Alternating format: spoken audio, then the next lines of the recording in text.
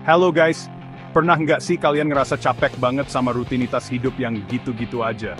Kerja dari pagi sampai malam, pulang udah lemes, tapi besoknya harus ngulang hal yang sama lagi.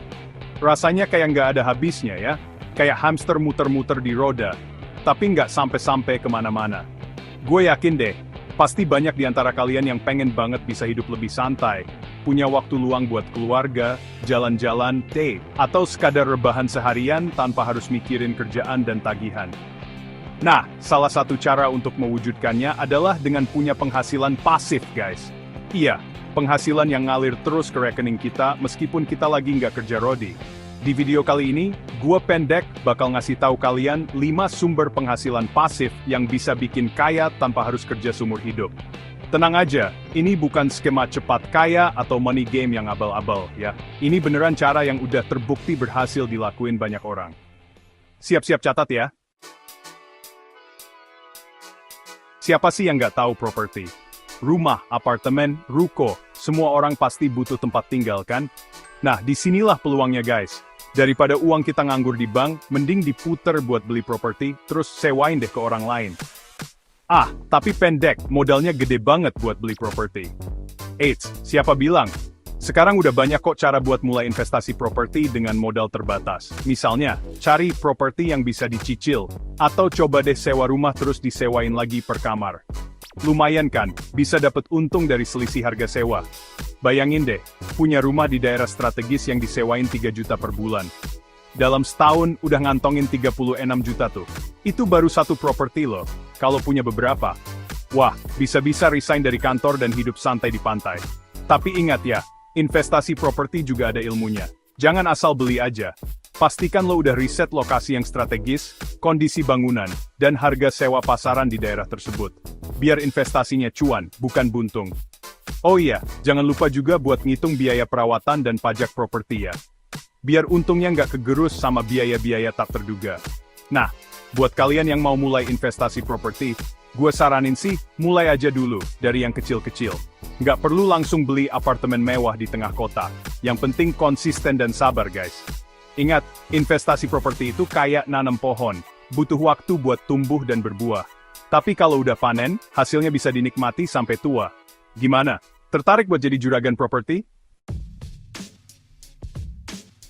Dengar kata saham, pasti yang kebayang langsung investor-investor tajir di film-film Hollywood, ya? Duduk manis di depan komputer sambil ngeliatin angka-angka naik turun, terus tiba-tiba kaya mendadak. Well, realitanya nggak selalu gitu guys. Investasi saham itu nggak melulu soal spekulasi dan modal gede. Ada kok cara yang lebih santai dan aman buat dapetin cuan dari saham, yaitu dengan investasi di saham yang bagi dividen. Dividen itu simpelnya, bagi hasil keuntungan perusahaan buat para pemegang saham. Jadi, kalau lo punya saham di perusahaan yang rajin bagi dividen, lo bisa dapat uang tambahan secara rutin, meskipun harga sahamnya lagi nggak naik-naik amat. Misalnya nih, lo punya saham di perusahaan A yang bagi dividen 5% per tahun. Kalau lo invest 100 juta di saham itu, lo bisa dapat 5 juta per tahun cuma dari dividen. Lumayan kan, buat nambah-nambahin uang jajan. Enaknya lagi, lo nggak perlu pusing mikirin jual beli saham setiap hari kayak trader-trader saham. Cukup cari perusahaan yang punya fundamental bagus, rajin bagi dividen, dan biarkan sahamnya bekerja buat lo dalam jangka panjang. Tapi ingat, ya, investasi saham tetap ada risikonya. Harga saham bisa naik turun sewaktu-waktu, dan nggak semua perusahaan konsisten bagi dividen. Makanya, penting banget buat riset dan pilih saham dengan cermat. Jangan lupa juga buat diversifikasi portofolio alias, jangan naruh telur di satu keranjang. Sebarin investasi lo di beberapa saham atau instrumen investasi lain, biar risikonya lebih terjaga. Gimana? Tertarik buat jadi investor saham yang santai tapi cuan? Chapter 3. Punya jiwa bisnis tapi nggak mau ribet ngurusin ini itu? Tenang, sekarang udah zamannya bisnis autopilot guys. Bisnis yang bisa jalan sendiri tanpa perlu lo pantau terus-terusan. Salah satu contohnya adalah bisnis dropship.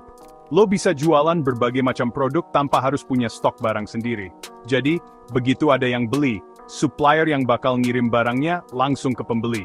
Lo tinggal terima bersihnya aja. Atau, lo juga bisa jualan produk digital, kayak e-book, kursus online, template desain, dan lain-lain. Sekali bikin produk ini bisa dijual berkali-kali, tanpa perlu repot produksi lagi. Bayangin, lo lagi tidur nyenyak, tiba-tiba ada notifikasi penjualan masuk. Enak banget kan? Nah, buat yang jago ngomong dan punya banyak followers di media sosial, lo bisa coba jadi afiliasi marketer.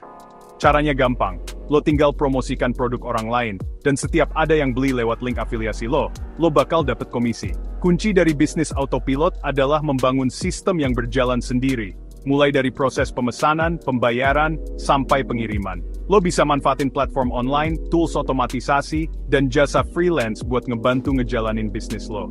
Gimana? Tertarik buat punya bisnis yang bisa ngasilin duit, meskipun lo lagi liburan? Chapter 4. Pendek. Gue pengen punya bisnis tapi nggak punya ide cemerlang nih. Tenang guys, masih ada cara lain kok buat dapetin cuan dari dunia bisnis, yaitu dengan jadi investor di bisnis orang lain. Iya, lo nggak salah denger. Kalau lo punya modal nganggur tapi nggak punya waktu atau keahlian buat bangun bisnis sendiri, lo bisa cari peluang investasi di bisnis yang udah berjalan.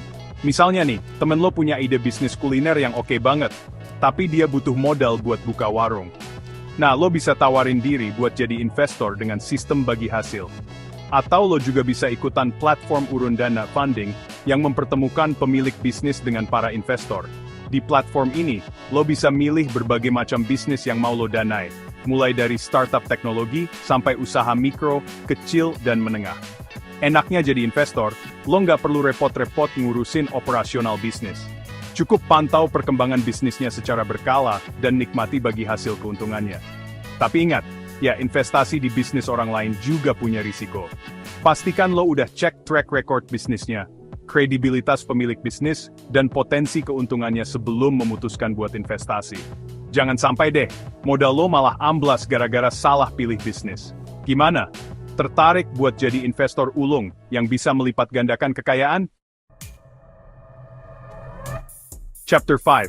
Buat lo yang punya jiwa seni dan kreativitas tinggi, jangan disia-siakan guys. Manfaatin bakat lo buat dapetin penghasilan pasif dari royalti dan hak cipta.